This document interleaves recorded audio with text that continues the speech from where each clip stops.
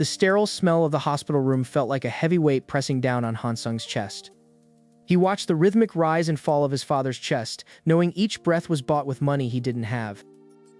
In a world where heroes fought monsters in dungeons, Hansung was nothing more than a bottom-tier laborer. His stats were a joke, sitting at a pathetic level 1 with no signs of growth.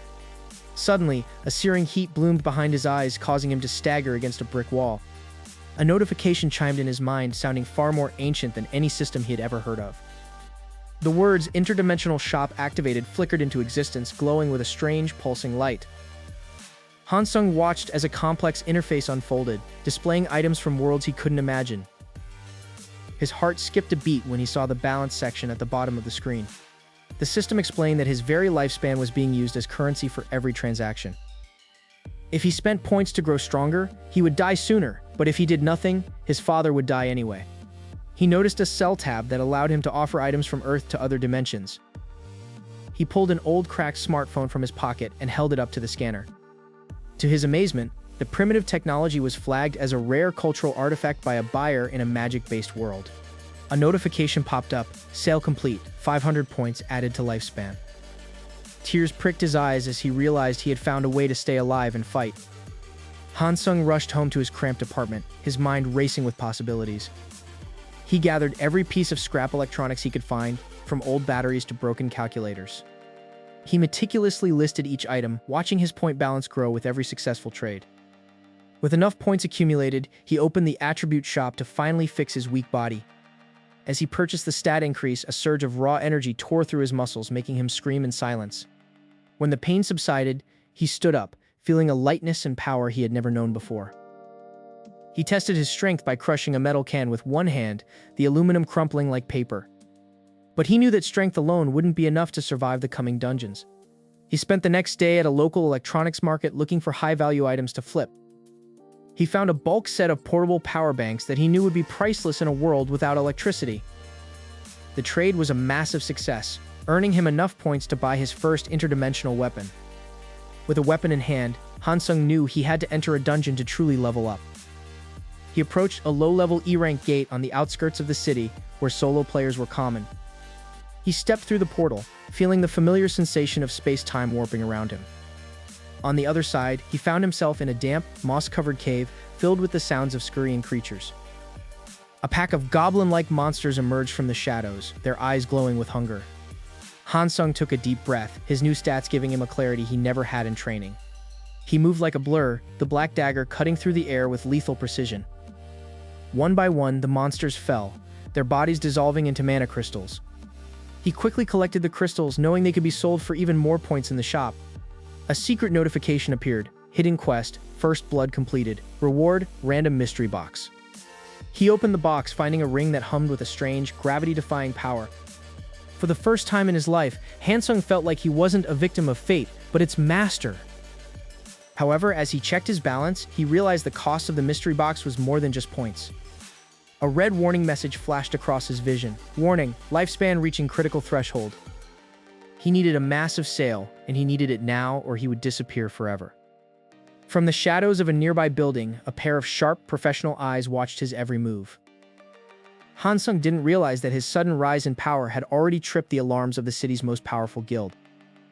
Deep within the shadows of the city's neon lights, the Seiwin Guild's intelligence division began tracking Hansung's unusual market activity.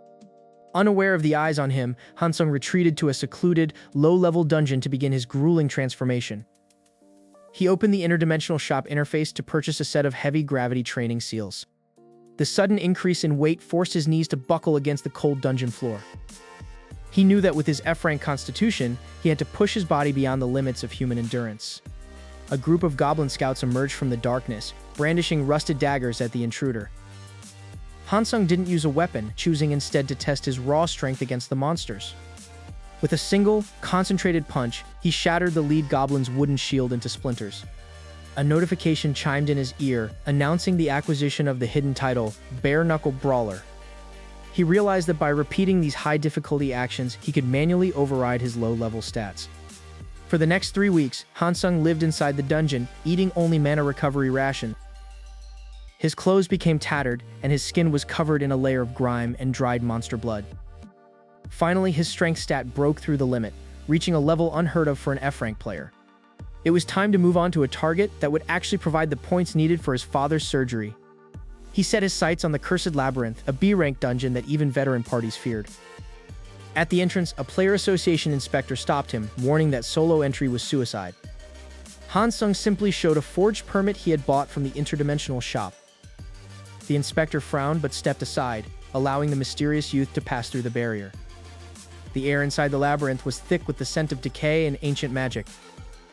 Giant venomous spiders dropped from the ceiling, their red eyes glowing in the dark. Hansung drew a newly purchased obsidian blade and sliced through the webs with predatory precision. He moved through the monsters like a ghost, avoiding unnecessary fights to save his stamina.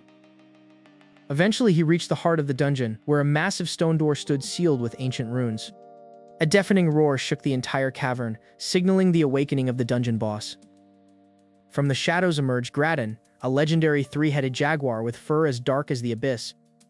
The middle head exhaled a blast of frost that instantly froze the ground at Hansung's feet. Hansung used a blink scroll to teleport 10 meters into the air, narrowly avoiding the freeze. Graden's left head snapped at him with lightning speed, its jaws closing just inches from his cloak. Mid-fall, Hansung purchased a dragon-slaying spear from the shop, draining half of his remaining points. He plunged the spear downward, driving it deep into the shoulder of the beast. Graden howled in agony, thrashing its body to throw the small human off. Hansung held on tightly, using his increased strength to keep his grip on the creature's fur. He summoned another item, a binding chain made of heavenly iron that wrapped around the monster's 3 necks. With a final explosive surge of mana, Hansung decapitated the main head with his obsidian blade. The massive body of Graden collapsed, sending a shockwave of dust across the room. A series of golden system windows flooded his vision, announcing his new title, Level Breaker. The points he earned from the kill were enough to keep him alive for another 10 years. However, the victory was short-lived as a group of elite players from the Seiwin Guild entered the boss room. Their leader, a man with a scarred face, demanded that Hansung hand over the boss's rare drop. Hansung gripped his sword tighter, realizing that the real monsters in this world weren't always inside the dungeons. Hansung gripped his sword tighter, realizing that the real monsters in this world weren't always inside the dungeons. He decided that to protect his family and his future, he could no longer remain a solo shadow player. With the massive wealth he accumulated from interdimensional sales, Hansung officially registered the Immortal Guild. He reached out to President Kang of the Player Association, proposing a partnership that would shake the foundations of the government. Hansung knew the corrupt minister Li Zhongman was still plotting in the shadows to seize his assets. Using his psychometry skill, Hansung gathered incriminating evidence against the politicians who tried to exploit his family. He leaked the data anonymously, triggering a massive scandal that led to the immediate downfall of several corrupt officials. With the domestic threats neutralized for now, Hansung turned his attention back to the interdimensional shop. A new notification appeared, announcing that the mercenary system was finally unlocked for his rank. He browsed through the list of elite fighters from other worlds, seeking a partner who could match his pace. His eyes landed on a profile for Lucia, a paladin who had survived the destruction of her own world. Hansung spent a staggering amount of points to finalize a permanent contract with the Interdimensional Knight. A brilliant pillar of light erupted in the center of the room, heralding the arrival of the mercenary. Lucia stepped out of the light, kneeling before Hansung with her spear planted firmly in the ground. She vowed to serve as his sword and shield in this world, just as she had in hers. Hansung realized that with Lucia's combat experience, he could finally tackle the legendary monsters threatening the globe. Reports flooded in from the United States that a 9-headed hydra had appeared, devastating the countryside. Hansung was summoned by the UN to lead the first-ever international raid against the mythic beast.